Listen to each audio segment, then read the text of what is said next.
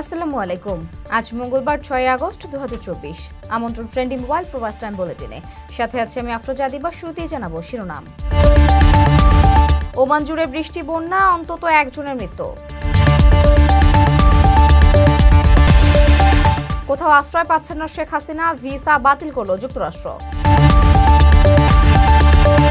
শিগগির দেশে ফিরছে না আজহারি, সবাইকে সচেতন হওয়ার আহ্বান। বিভিন্ন স্থাপনায় হামলা, ৭১ সময় সহ ৮ টিভির সম্প্রচার বন্ধ। দেশ ছাড়তে বিমানবন্দরে ভিড়, পলক সহ কয়েকজন গ্রেপ্তার। দর্শক দেখছিলেন শিরোনাম, এবারে বিস্তারিত। ওমানের সেরা রেট দিচ্ছে বাংলাদেশি প্রতিষ্ঠান গালফ এক্সচেঞ্জ।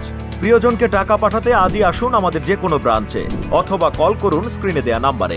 গালফ এক্সচেঞ্জ, বাংলাদেশিদের প্রিয় এক্সচেঞ্জ।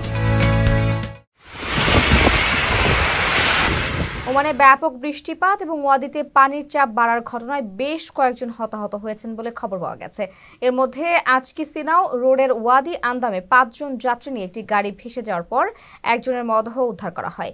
এই ঘটনায় বাকি ৪ জনকে গুরুতর অবস্থা উদ্ধার করে হাসপাতালে ভর্তি করা হয়েছে। এদিকে চলমান বৃষ্টিপাত আরও কিছু সময় পর্যন্ত অব্যাহত থাকতে পারে বলে জানিয়েছে আবহাওয়া বিভাগ। শেষ কয়েক ঘন্টায় যেসব এলাকায় সর্বোচ্চ পরিমাণে বৃষ্টিপাত হয়েছে তার মধ্যে নাখাল, বুরাইমি, রুস্তাক অন্যতম। বৈরী আবহাওয়ায় সকলকে সতর্কতা অবলম্বন করতে বলা হয়েছে। কারো কাছে স্বপ্ন পূরণ, কারো আনন্দের উপলক্ষ, আবার কারো জীবন পাল্টে দেওয়ার মুহূর্ত, কখনো জীবন বাঁচাতে সর্বোচ্চ গতিতে উড়ে চলা, কারো আবেগের শেষ মুহূর্ত, আপনজনের শেষ বিদায়ে শামিল হওয়া। এমন সব ইচ্ছে পূরণে সর্বনিম্ন ভাড়ায় দ্রুতগতির বাহন প্রবাসীর হেলিকপ্টার। আপনার প্রয়োজনে যোগাযোগ করুন আমাদের হটলাইনে।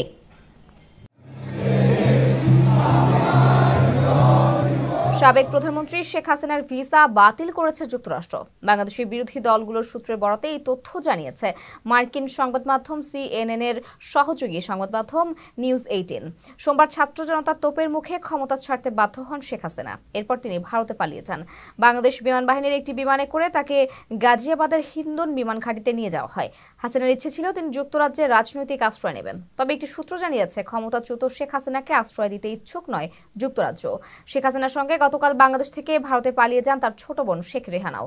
তবে রেহানার যুক্তরাজ্যের নাগরিকত্ব রয়েছে। একটি সূত্র জানিয়েছে রেহানা অল্প সময়ের মধ্যে যুক্তরাজ্যে যাবেন। তবে তার সঙ্গে হাসিনাও যাবেন কিনা সেটি নিশ্চিত নয়। এদিকে গতকাল ভারতে পৌঁছে প্রথমে দেশের জাতীয় নিরাপত্তা পরামর্শক অজিত দোভাল এবং সেনাবাহিনীর উচ্চ পদস্থ কর্মকর্তাদের সঙ্গে বৈঠক করেন শেখ হাসিনা।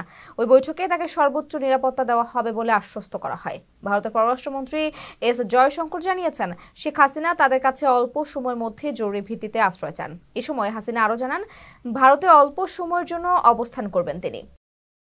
প্রবাসীদের বিনিয়োগের শতভাগ নির্ভরযোগ্য প্রতিষ্ঠান প্রবাসীর সিটি লিমিটেড। এখানে বিনিয়োগ করে হালাল মুনাফা অর্জন করুন। আসসালামু আলাইকুম ওয়া রাহমাতুল্লাহি ওয়া বারাকাতুহু। শিগগির দেশে ফিরছেন মালয়েশিয়া অবস্থানরত বাংলাদেশের জনপ্রিয় ইসলামী আলোচক মাওলানা মিজানুর রহমান আজহারি। নিজের ভেরিফাইড ফেসবুক পেজে এক ভিডিও বার্তায় এ তথ্য জানিয়েছেন তিনি নিজেই। মঙ্গলবার ফেসবুক লাইভে তিনি বলেন, আমি দ্রুতই দেশে ফিরব। শিগগিরই সাম্য, মানবিকতার মুক্ত স্বাধীন বাংলাদেশে আমি আপনাদের সঙ্গে সাক্ষাৎ করতে চাই। ২৪ মিনিটের দীর্ঘ ভিডিও বার্তায় তিনি বলেন, তাজা রক্তের মাধ্যমে যারা আন্দোলনকে সফল করেছেন সেই শহীদদের শ্রদ্ধা ভরে স্মরণ করছি ও রুহের মাগফিরাত কামনা করছি। আহতদের দ্রুত সুস্থতা কামনা করছি। বৈষম্য বিরোধী আন্দোলনের যারা নেতৃত্ব দিচ্ছেন এবং এখনো কষ্ট করে যাচ্ছেন তাদের শুভেচ্ছা জানাই। আন্দোলন সফলের পর দেশে যেসব পরিস্থিতি তৈরি হয়েছে এ নিয়ে সবাইকে সচেতন হওয়ার আহ্বান জানিয়েছেন তিনি। বলেছেন, দায়িত্বশীল আচরণ করতে পারলে সঠিকভাবে বিজয় উদযাপন হবে। সংখ্যালঘুদের প্রতি অন্যায় না করারও আহ্বান জানিয়ে তিনি বলেন, এই বিজয় খুশি নয় এমন অনেকে সুযোগ নিয়ে সংখ্যালঘুদের উপাসনালয় ও স্থাপনায় হামলা চালাবে এবং ইসলামপন্থী ও মাদ্রাসার ছাত্রদের উপর দায় চাপানোর চেষ্টা করবে। তাই যারা এই বিজয় খুশি নয় তাদের ষড়যন্ত্র নস্যাৎ করতে সবাইকে সতর্ক থাকতে হবে। আকর্ষণীয় রেট ও দারুণ সব ডাটা বান্ডেল পেতে আজই ব্যবহার করুন ফ্রেন্ডলি সিম।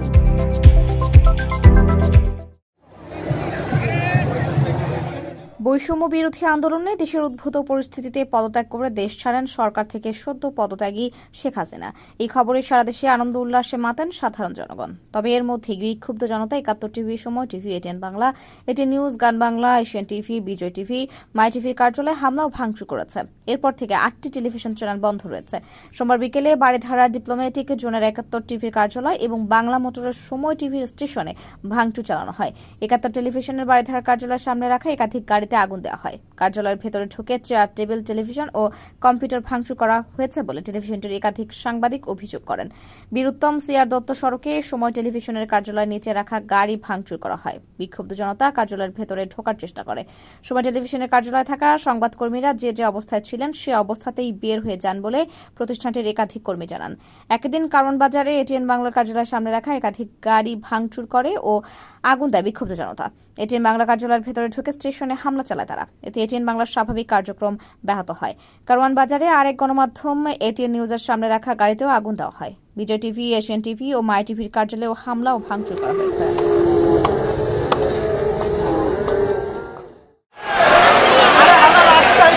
বৈষম্য বিরোধী আন্দোলনে দেশের উদ্ভূত পরিস্থিতিতে দেশ ছাড়ার মরিয়া চেষ্টা চালাচ্ছে আওয়ামী লীগের নেতাকর্মীরা। ইতিমধ্যে বিমানবন্দর দিয়ে পালানোর সময় বেশ কয়েকজনকে গ্রেপ্তার করা হয়েছে। এর মধ্যে মঙ্গলবার বিকাল ৩টার দিকে সাবেক ডাক, টেলিযোগাযোগ ও তথ্য প্রযুক্তি প্রতিমন্ত্রী জুনাদ আহমেদ পলককে আটক করা হয়। দিল্লি যাওয়ার জন্য পলক বিমানবন্দরের ভিআইপি লাউঞ্জে অপেক্ষা করছিলেন। এ সময় বেবি চকের কর্মচারীরা তাকে আটক করেন। পরে বিমান বাহিনীর কর্মকর্তারা এসে তাকে নিয়ে যান। এরপর ঢাকা বিশ্ববিদ্যালয়ে ছাত্রলীগের সাধারণ সম্পাদক তানভীর হাসান সৈকত এবং ঢাকা মহানগর উত্তর ছাত্রলীগের সভাপতি রিয়াজ মাহমুদকে বিমানবন্দর থেকে আটক করা হয়। মঙ্গলবার দুপুরে তাদের আটক করে ইমিগ্রেশন পুলিশ ও এভিয়েশন সিকিউরিটি। স্ত্রী সন্তান নিয়ে ভারতে যাওয়ার সময় ব্রাহ্মণবাড়িয়ার আখাউড়া ইমিগ্রেশনে সাংবাদিক শ্যামল দত্তকে আটকে দেওয়া হয়েছে। মঙ্গলবার বিকেলে তাকে আখাউড়া ইমিগ্রেশনে আটকে দেওয়া হয়। শ্যামল দত্ত দৈনিক ভোরের কাগজের সম্পাদক ও জাতীয় প্রেস ক্লাবের সাধারণ সম্পাদক পদে আছেন। ইমিগ্রেশন সূত্র জানা যায়, বিকাল ৩টায় আখাউড়া ইমিগ্রেশন দিয়ে স্ত্রী সন্তান সহ ভারতে যাওয়ার চেষ্টা করছিলেন সাংবাদিক শ্যামল দত্ত। তবে দেশ তাকে নিষেধাজ্ঞা থাকায় ইমিগ্রেশন কর্তৃপক্ষ তাকে ফেরত পাঠায়। এ সময় ভারত যেতে দেওয়ার জন্য ইমিগ্রেশন স্টাফ ও কর্মকর্তাদের কাছে অনুরোধ করেন তিনি। দর্শক দেখছিলেন ফ্রেন্ডলি মোবাইল প্রবাসটা বুলেটিন। শেষ করার আগে শিরোনামগুলো জানিয়ে দিচ্ছি আরো একবার। ওমান জুড়ে বৃষ্টি, বন্যা, অন্তত একজনের মৃত্যু। কোথাও আশ্রয় পাচ্ছেন না শেখ হাসিনা, ভিসা বাতিল করল যুক্তরাষ্ট্র। শিগগির দেশে ফিরছে না আজহারি, সবাইকে সচেতন হওয়ার আহ্বান। বিভিন্ন স্থাপনায় হামলা, ৭১ সময় সহ ৮ টিভির সম্প্রচার বন্ধ। দেশ ছাড়তে বিমানবন্দরে ভিড়, পলক সহ কয়েকজন গ্রেপ্তার। এই ছিল ফ্রেন্ডলি মোবাইল প্রবাসী বুলেটিনের আজকের আয়োজনে। প্রবাসীর সর্বশেষ সংবাদ পেতে ভিজিট করুন www.probastan.net। সাবস্ক্রাইব করুন আমাদের ইউটিউব চ্যানেল এবং চোখ রাখুন ফেসবুক পেজে।